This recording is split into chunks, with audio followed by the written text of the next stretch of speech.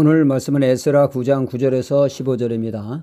골로새서 1장 6절에 이런 말씀이 있습니다. 이 복음이 이미 너희에게 이르매 너희가 듣고 참으로 하나님의 은혜를 깨달은 날부터 너희 중에서와 같이 또한 온 천하에서도 열매를 맺어 자라는도다 말씀하시며, 하나님의 은혜를 깨달음으로 신앙이 부쩍 자라게 된다고 말씀하시며 열매 맺는 신앙이 된다고 말씀하고 있습니다.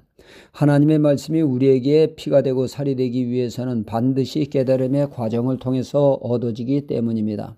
우리가 아무리 맛난 산의 진미를 먹어도 소화시키지 못하면 헛일이 되죠. 음식이 소화되어야만이 피가 되고 살이 되듯이 하나님의 말씀도 그렇습니다. 말씀이 소화되지 않으면 아무리 들어도 한쪽 귀로 듣고 한쪽 귀로 흘려나가 아무런 역사가 일어나지 않습니다. 옥토바 심령은 하나님의 말씀을 듣고 깨달을 때 비로소 그 영혼의 말씀이 생명의 양식이 되고 이것이 삶에 나타나 비로소 열매를 맺게 된다는 것이죠.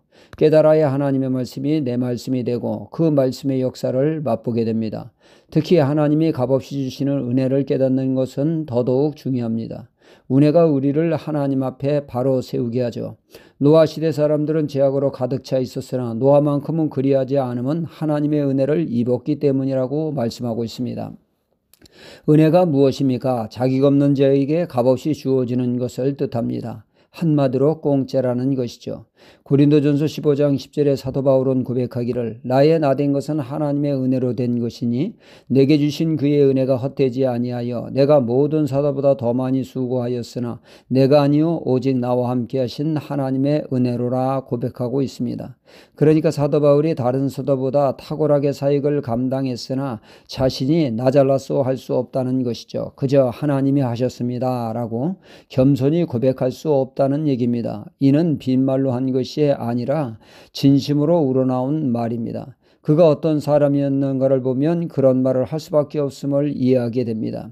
그는 믿기 전 바리새파에 속한 사람이었습니다. 바리새파는 엄격하게 하나님의 율법을 지켜 행하는 자들이었죠. 누구보다 하나님의 말씀을 따라 사는데 진심이었습니다. 바리새파 시각에서 지켜본 예수님은 영적 연병으로 영혼을 파멸시키는 사악한 자로 받아들이게 됩니다. 기존의 신앙적인 질서를 파괴하는 무서운 이단으로 말이죠. 그리하여 정의에 불타는 자신이 나서서 그릇된 이단을 박멸하겠다고 그는 성도를 박해하며 구타하고 심지어 스데반 집사를 죽이는데 앞장을 서게 되죠. 그는 다메섹에도 예수 믿는 사람이 있다는 말을 듣고 박해하러 갔다가 밝은 대낮에 부인할 수 없는 부활하신 예수 그리스도를 만남으로 그는 극적으로 회심하게 됩니다. 그가 하나님의 복음에 대적한 삶을 보아서는 그날 벼락을 맞아도 할 말이 없는 사람이었습니다. 그건 그에게 주님이 찾아주시고 그를 사도로 세워주시는 은혜를 덧입게 되었던 것이죠. 그러니 그는 아무리 큰 일을 했을지라도 자랑할 수 없고 하나님의 은혜다, 모든 것이 하나님의 은혜다 고백하게 된다는 말씀입니다.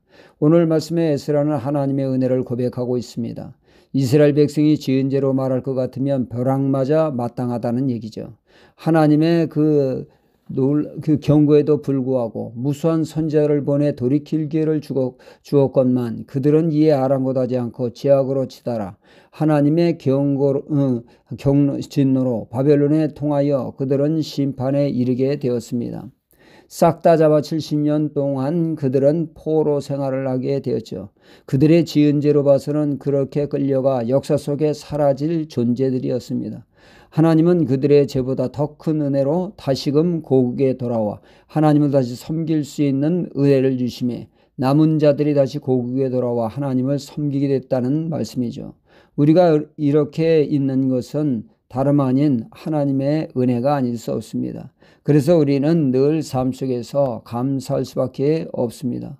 오늘도 하나님의 은혜를 헤아리는 가운데 하나님께 늘 감사하며 하나님께 영광 돌리는 삶이 되어야겠습니다. 할렐루야.